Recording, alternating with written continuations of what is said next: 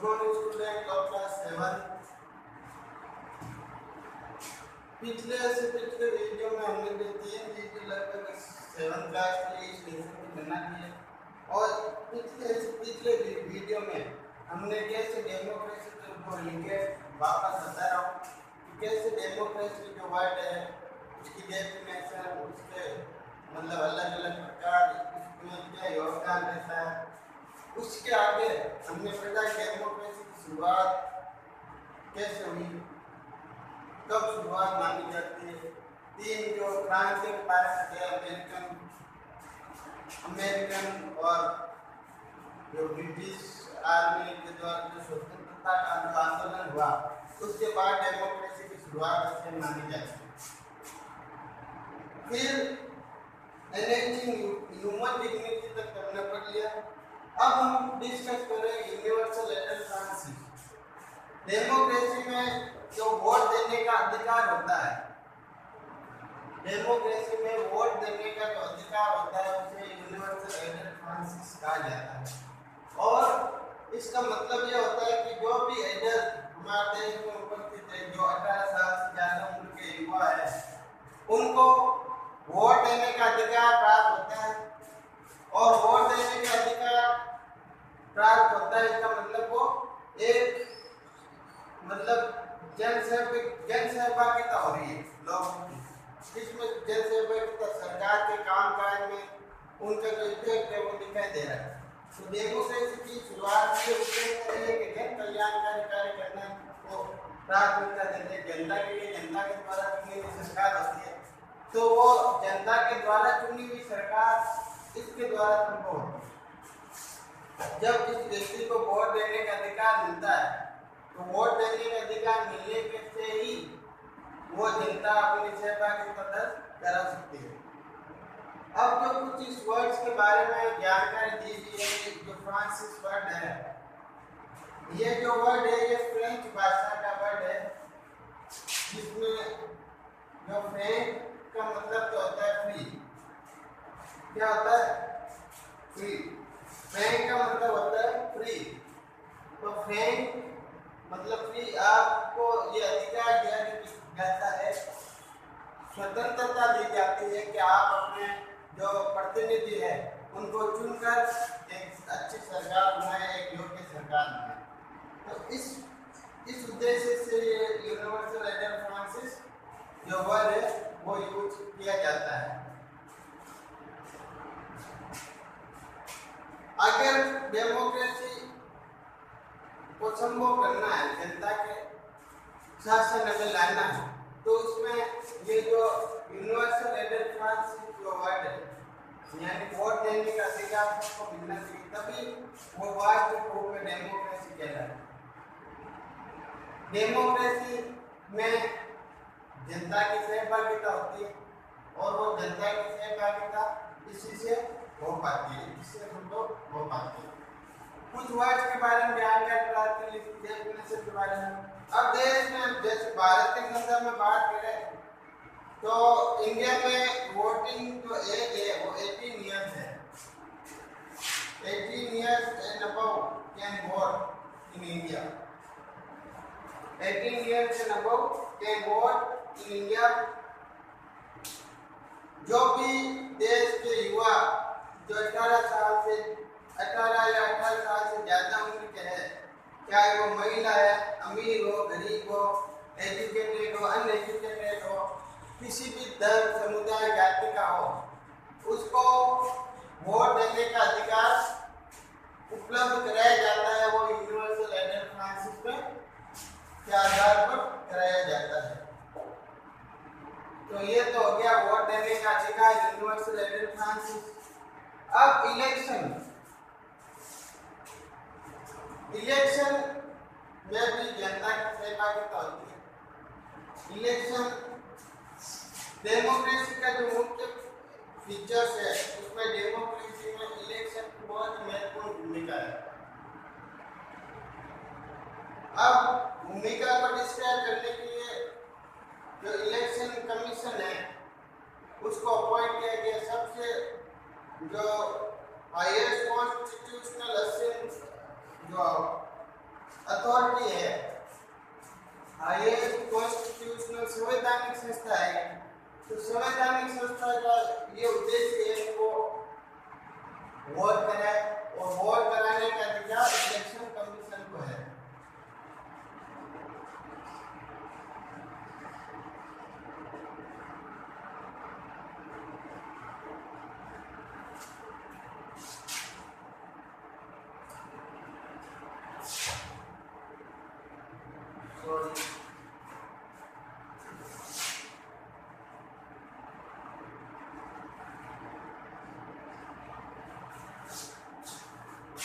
Vote देने का अधिकार, वोट कराने का, पूरे देश में, संपूर्ण देश में वोट कराने का अधिकार इलेक्शन कमीशन ऑफ इंडिया का है। और ये एक संवैधानिक संस्था है जो भारत में चुनाव करवाती है। 5 साल में चुनाव होते हैं, हर 5 साल में गैर के चुनाव होते हैं, चाहे वो ग्राम पंचायत के हो, चाहे वो विधायक के चुनाव हो, चाहे वो सांसद के चुनाव हो। केंद्रीय स्तर पर, राज्य स्तर पर और ग्रामीण स्तर पर और तहसील स्तर पर, जिला स्तर पर हर तरह के चुनाव साल भर 10 साल आयोजित किए जाते हैं इलेक्शन कमीशन द्वारा। और ये संस्था निर्विरोध रूप से प्रतिनिधियों का चयन कराती है। उनको जो भी उनके जो चिन्ह होते हैं, जिनसे उनकी पहचान होती है, उस पार्टी की पहचान होती है, वो पहचान उपलब्ध कराना, ये अन्य सभी कार्य इलेक्शन कमीशन करते हैं। पहले तो इलेक्शन जो स्टेट में हो रहे हैं उसको अलग अलग डिवीजन में बांट किया जाता है, और वो डिवीजन जो इलेक्टोरियल कॉन्स्टिट्यूएंसी कहलाती है। क्या कहलाती है? Electoral constituency. ये जो मतलब अलग अलग भागों में बांटा गया है, जैसे विधायक का चुनाव हो रहा है, राजस्थान में राज्य सरकार का चुनाव हो रहा है, आपको मुख्यमंत्री का चयन करना होता है उस चुनाव में, तो उसमें अलग अलग भागों में बांट दिया जाता है। तहसील स्तर पर हो या जिला स्तर पर हो, अलग अलग भागों में बांट के सीटें निर्धारित कर दी जाती है कि राज्य में कितनी सीटें हो। तो ये जो राज्य सरकार के चुनाव तहसील स्तर पर होते हैं, तहसील में हर तहसील में एक सीट होती है, हमको 200 सीटें होती है और 200 सीटों पर चुनाव होता है। अगर लोकसभा का चुनाव होता है तो कुछ विशेष भागों में बांट दिया जाता है और 25 सीटें होती है। छोटे डिस्ट्रिक्ट को इसमें शामिल, 2 डिस्ट्रिक्ट को या 1 डिस्ट्रिक्ट को शामिल करके उसमें इंक्लूड कर लिया जाता है, और तहसील को उस तहसील के अंतर्गत लाया जाता है। तो ये अलग अलग कॉन्स्टिट्यूएंसीज होती है। अब लोग अपने लीडर को चुनते हैं कॉन्स्टिट्यूएंसी से, और ऑफिशियल एक लिस्ट होती है जिसमें सभी वोटर के नाम होता है और उनके बारे में जानकारी होती है, वो कहलाती है वोटर लिस्ट। वोटर लिस्ट में आपका नाम है, आपको वोट देने का अधिकार मिलेगा, और वोटर लिस्ट में आपका नाम नहीं है तो आपको वोट देने का अधिकार नहीं मिलेगा। तो हर युवा व्यक्ति जो 18 साल से कम, 18 साल या 18 साल से ज़्यादा उम्र के होते हैं, 18 या 18 साल से ज़्यादा उम्र के जो युवा होते हैं, उनको वोट देने का अधिकार जब मिलता है वो इसी वोटर लिस्ट के थ्रू मिलता है। और वोटर लिस्ट हर साल 10 साल आपको, मतलब जब उम्र आपकी 18 ईयर्स की होती है तो आप कभी भी उसमें नाम जुड़वा सकते हैं। BLO को ये पूरी जिम्मेदारी दी जाती है नाम एंटर करने की या नाम हटवाना है किसी का, तो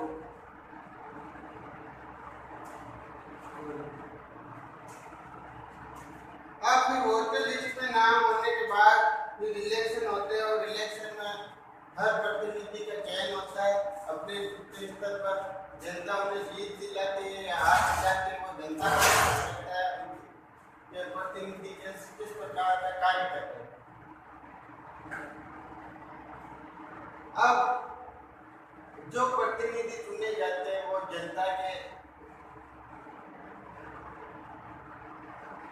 जनता के प्रतिनिधि के रूप में कार्य करते हैं, जो उस एरिया की पूरी पॉपुलेशन जनसंख्या है उस जनसंख्या के लिए काम करने का प्रयास करते हैं।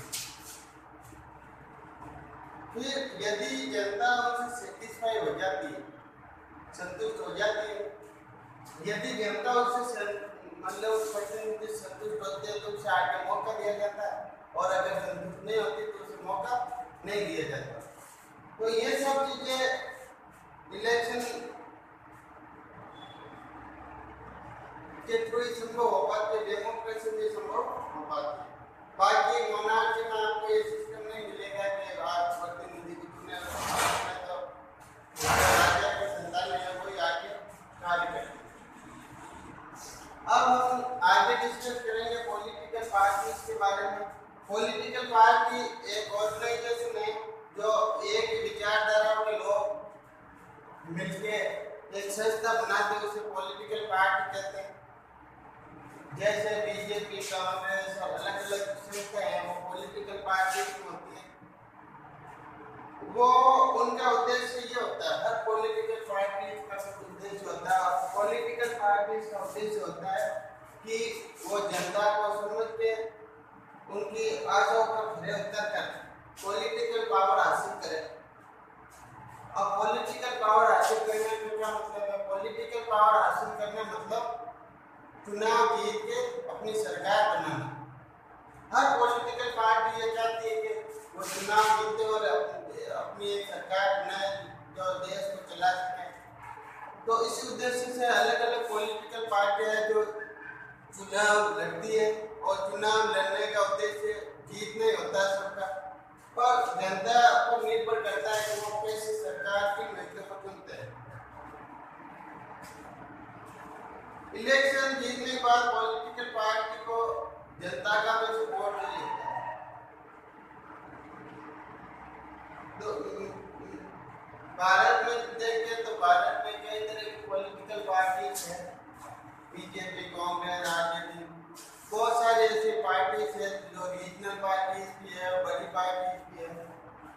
तो इन सब में देखें तो वो भारत के संदर्भ में देखें, यदि पार्टी आधी से ज्यादा सीटें प्राप्त करती है तो वो रूलिंग पार्टी कहलाती है और वो गवर्नमेंट बनाती है, और जो दूसरी पार्टी जो कम सीटें हासिल करती है वो अपोजिशन पार्टी कहलाती है। रूलिंग पार्टी जो शासन सत्ताधारी को करता है और अपोजिशन जो उनका विरोध करने के लिए आगे मतलब बना रहता है, वो अगर कोई कानून गलत बना देते हैं तो उनका विरोध करते हैं।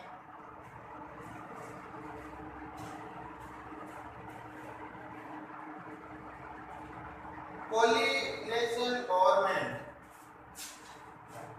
कोलिनेशन गवर्नमेंट मतलब मिश्रित सरकार होती है।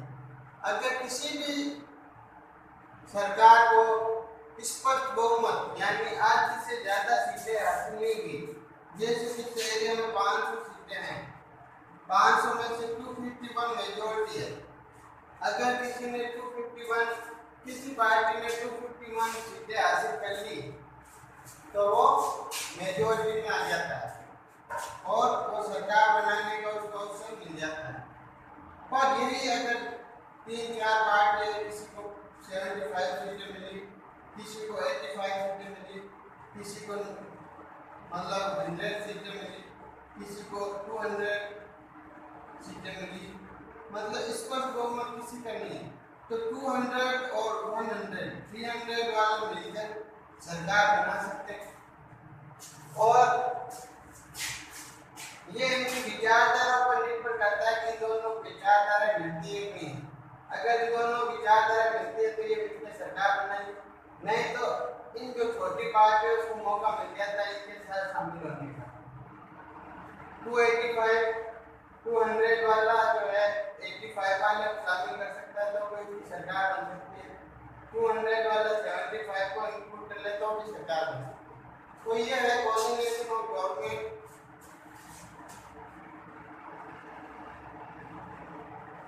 उस पर भी प्रदर्शन करना होता है। इस तरह की जो सरकार है वो कोऑर्डिनेशन गवर्नमेंट कहलाती है, जो मतलब मिश्रित सरकार होती है, जिसको स्पष्ट बहुमत नहीं मिला वो पूरे आपस में शामिल होकर सरकार बनाते हैं, वो कोलिनेशन गवर्नमेंट कहलाती है। तो इन सब चीज़ों से जो है डेमोक्रेसी की वास्तविकता का पता चलता है, और वास्तविक अर्थ में ये डेमोक्रेसी है वो जनता का शासन है, जनता के लिए है और जनता के द्वारा ही चलाया गया शासन कहलाता है। Thank you for this, and this lesson is complete from today.